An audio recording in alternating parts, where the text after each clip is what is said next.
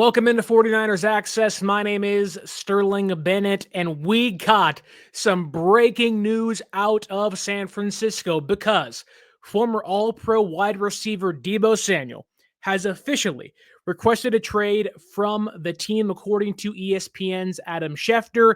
And I know San Francisco has been tied to Myles Garrett and Max Crosby and Devontae Adams and T. Higgins, but this is the biggest news thus far of the offseason. While San Francisco tries to negotiate a contract with quarterback Brock Purdy, Deebo Samuel said, "Look out, Brock. Step out of my way. Hold my beer. I'm going to make this headline about me because I want out of here.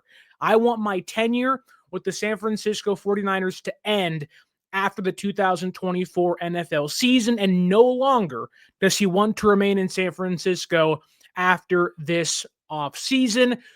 Yes, there's been reports of Deebo being traded. There's rumors of will he be in San Francisco dating back to 2021, 22, and 23.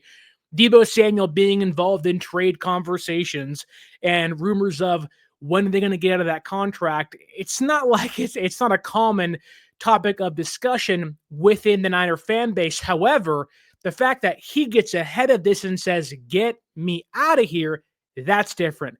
That's new. That's why this is such a big deal. Now, apparently, Deebo Samuel's trade request happened shortly after Week 18 when San Francisco lost to the Cardinals. During the exit interviews each player has with the head coach and the GM, Deebo Samuel apparently told San Francisco then, "I want to get traded. Let's move on. Let's divorce. Let's separate. I want my time with the San Francisco 49ers to come to an end." And Deebo Samuel himself released a statement via ESPN's Adam Schefter stating this: "It was a hard conversation to have with Kyle Shanahan because of the relationship that we have, but I have to do what's best. I'm more than thankful for the Niners giving me the opportunity of a lifetime, but now I think it's best that we find another team."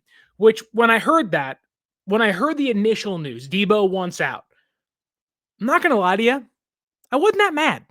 I think the assumption of most of us out there are saying that, look, I know Aiyuk's on the shelf. Maybe that's the reason as to why San Francisco brings back Deebo for one more year. But based on his play last year, based on the attitude he had towards the end of the season, the writing was on the wall. It was just a matter of time. It wasn't an if. It was a when Deebo Samuel's time in San Francisco was done. Now, again, you can point to maybe them writing out the last year of his contract, which is in 2025, but it seems like he wants to forego that and he wants out of there this off season, which again, we kind of saw coming when it came to him no longer being here. The contract, the money, the financial side of things made too much sense. And with his play deteriorating, you don't want a 29-year-old aging player like Deebo Samuel on your roster kind of wasting away. And at least last year, has been known to make things about himself when the team is the bigger aspect you'd like to have mentality-wise for your star players. He was one of the 8 team captains last year. His play didn't show that, and his attitude didn't show that either. But again, we love Deebo. He was a great San Francisco 49er from 2019 up until last year. Brought us so many great moments. But funny enough, the day after Deebo Samuel goes on Kay Adams, Up and Adams show on FanDuel, where he tells her there's nothing going on right now. Now, maybe that last 2 words, right now, should have been read into a little bit more. However, when he said nothing's going on nonchalantly, cool, Deebo's probably going to stay here. Awesome, whatever, cool, thumbs up, move on. That's not the case anymore. Today's report directly contrasts what he told Kay Adams yesterday, but let's dive into what happened. How do we get here? How does this contract work out for trades and releasing Deebo? And what is going to happen with San Francisco when or if they decide to trade him this off season, which includes maybe 2 potential big name free agent wide receivers coming to San Francisco to replace him this year.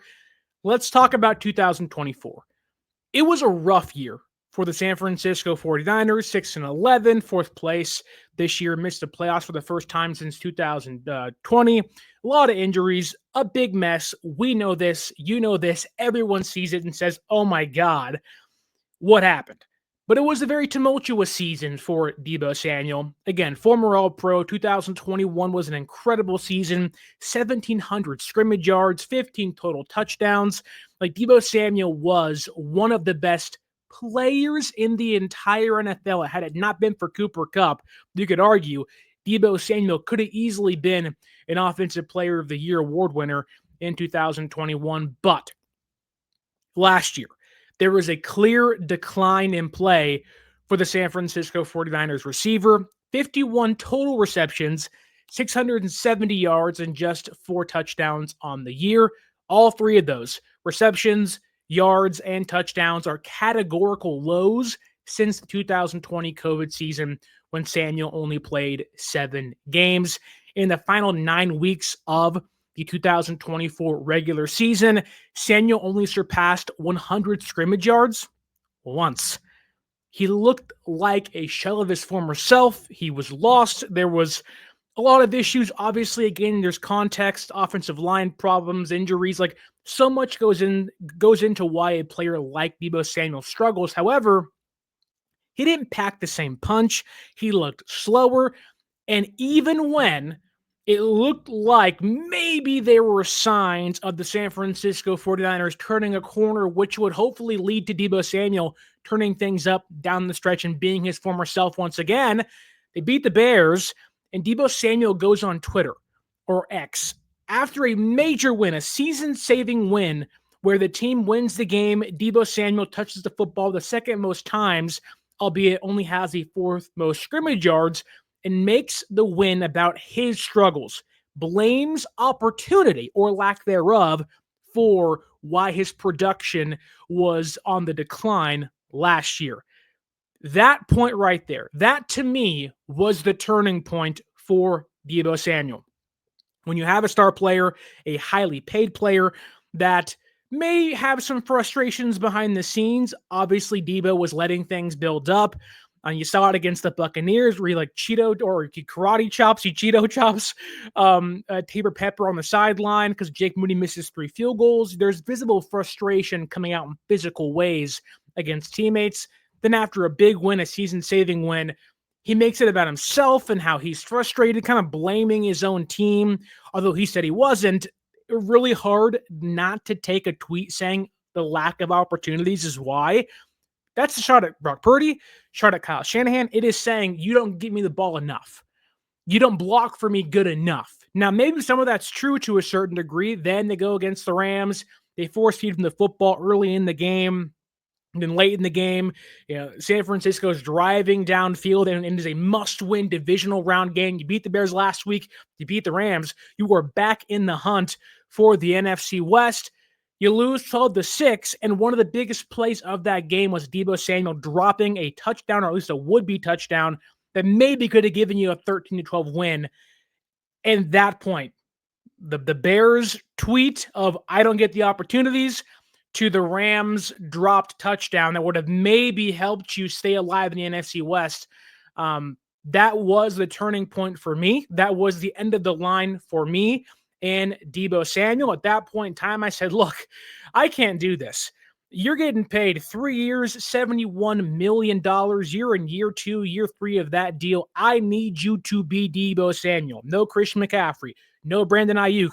George Kittle's playing great football. Jordan Mason's hurt at this point in time, but he's hanging on by a thread. Isaac Guerendo's playing just good enough.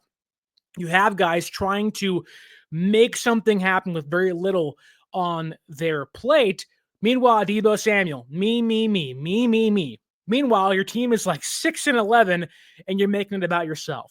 That's not team player. That's not team captain worthy. That is a diva wide receiver that, despite all the great he has done, tarnishing somewhat of his legacy. Now, it doesn't change what Deebo's production was in 2023 and 2021, but when you talk about a receiver like Deebo Samuel that is so loved, that this team needed last year to go out of his way to make things about himself, that to me was the end. When Kyle Shanahan saw the tweets, saw him attacking Tabor Pepper, albeit accountability is great, we're sitting back like, why is nobody keeping Deebo accountable? Goes out there and has a dog crap game against the Rams, looks terrible, is embarrassed.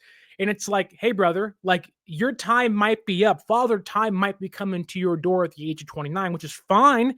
He had a great, short, illustrious prime in his career. However, this is the perfect time to get away from Deebo Samuel, and he's pulling the trigger on this move earlier than maybe San Francisco wants to. Don't forget, John Lynch said after the season, we don't plan on moving off of good players. Deebo Samuel's a good player. Maybe that's changed. Maybe that's simply just coach speak for like, we'll see what happens during the offseason. However, it's pretty easy to tell that there was a point in time where there was a connection that was frayed, snapped, and broken. And I firmly believe it was after that Bears game and the Rams game this past season. But what does that mean for his trade market, his trade value? How can San Francisco maneuver this contract landscape that Deebo Samuel's put them in? So let's talk about 2025. Deebo Samuel this year has a $31 million dead cap hit if San Francisco trades him or releases him pre-June 1st. My assumption would be that San Francisco wants to get 2025 NFL draft compensation. However, again, $31 million dead cap hit. They'd only save $15.6 million, but again, that easily be gone with that dead cap hit. Any team acquiring Deebo Samuel, whether it's the Commanders, the Packers, the Panthers, they would take on a $17.5 million non-guaranteed salary. The thing about this, though, if San Francisco was to trade or cut Deebo Samuel pre-June 1st this year, they would only save $18 million the next two seasons in regards to dead cap hit compared to your actual savings, and a $52 million dead cap hit. It literally makes zero sense for San Francisco to move Deebo Samuel pre-June 1st. The finances don't make sense unless a team is going to give you a second-round pick, which is not likely at all. Money-wise, it makes no sense to move off Deebo Samuel pre-June 1st. However, there is one wrinkle to this. The Niners apparently have, or Deebo Samuel apparently has, a $15.4 million option bonus due on March 22nd. That could be a date you look at and say, look, free agency is already in full swing. The new league year is already in full swing. San Francisco could say, hey, that dead cap hit, it's not great. It's not pretty, but if we can avoid that option bonus, it frees up a lot more money for us in the long run. However, even then, I don't feel like a team is going to give you enough to make you say, okay, cool, we'll do that move instead. Flipping it around, though, post-June 1st, San Francisco has 10 draft picks this year in the 2025 NFL Draft.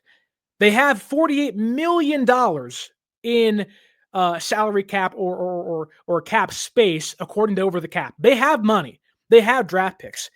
That makes me believe San Francisco would opt to trade Deebo Samuel post-NFL draft, albeit your suitors, your trade partner list dwindles down from 10 to 3 maybe. It maybe gives you a better chance to actually land a deal, get out of the contract, and get the draft pick compensation you want, If San Francisco trades Deebo Samuel post-June 1st, it is a $10.7 million dead cap hit, but they can save $5.1 million. From 2025 through 2026, they can save $27.5 million and only have a $20.4 million dead cap hit. You're saving $27 million. Your net gain is $7.5 million compared to a massive net loss if you cut him of $34 million pre-June 1st. Again, finance-wise, it does not make sense to cut Deebo Samuel pre-June 1st. It makes all the sense in the world to cut him post-June 1st and look ahead in regards to draft pick compensation or player compensation of 2026, not 2025. So, what could San Francisco get back for Deebo Samuel. You have to talk about suitors. Right now, you're talking about the Steelers, the Patriots, the Commanders, maybe the Chargers, the Panthers. While all those teams have different draft picks and the finances have to be worked out, all of those teams are looking for number 2 receivers. And Deebo Samuel, despite his lack of production last year, is still one of the more unique pieces in football that I think could benefit all of those teams I just listed. However, you're not getting a first round draft pick. You're likely not getting a second round draft pick. And I'd be hard to believe that you're getting a third round draft pick. Maybe there's a desperate team involved in there, hence why trading in post NFL draft this year makes a lot of sense. A team wants a wide receiver. They don't get one. The guy they want's gone. They then pivot to Deebo Samuel. They say, hey, we want to win now. We got to get Deebo in. They get desperate. They're okay making a larger trade involving a second round pick or a third round pick for Deebo. However, a fourth round pick and a fifth round pick feel like the likely draft pick compensation right now for Deebo Samuel.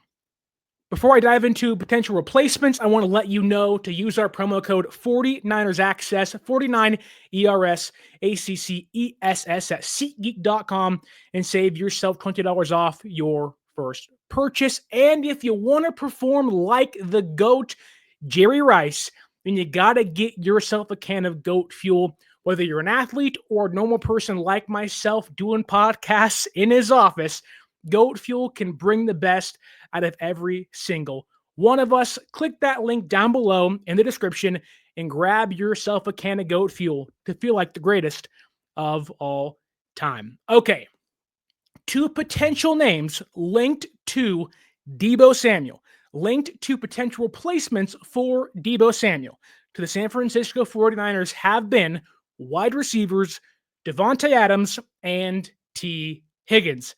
Let's start with T. Higgins because the connections there are very slim. They're not likely. And the odds San Francisco wants to pay a receiver $30 million per year, like Brandon Aiyuk again, are very slim. And it's probably not going to happen. However, ESPN's Dan Orlovsky said Higgins makes sense for San Francisco, and Michael Lombardi, who works and is the GM for the North Carolina college football team and was on the Pat McAfee show, said, imagine T. Higgins in San Francisco.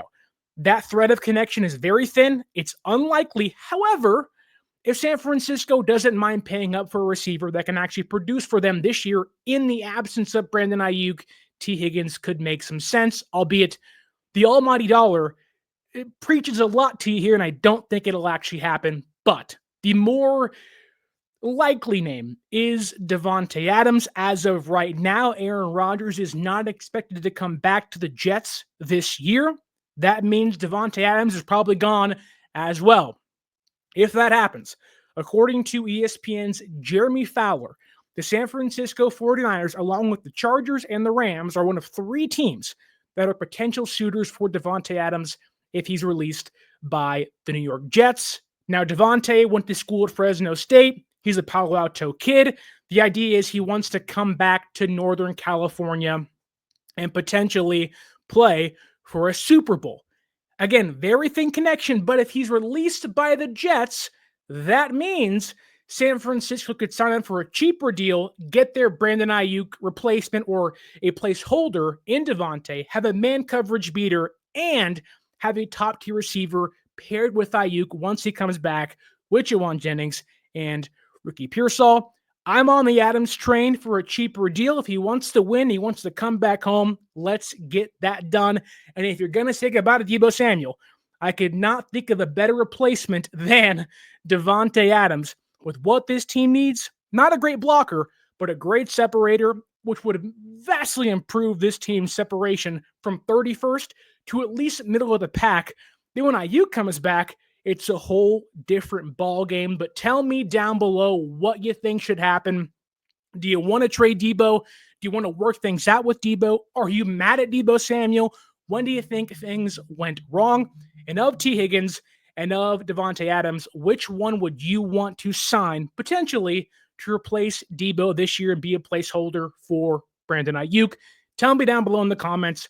Don't forget to like, share, subscribe, leave that review. My name is Sterling Bennett, and as always, until next time, stay faithful.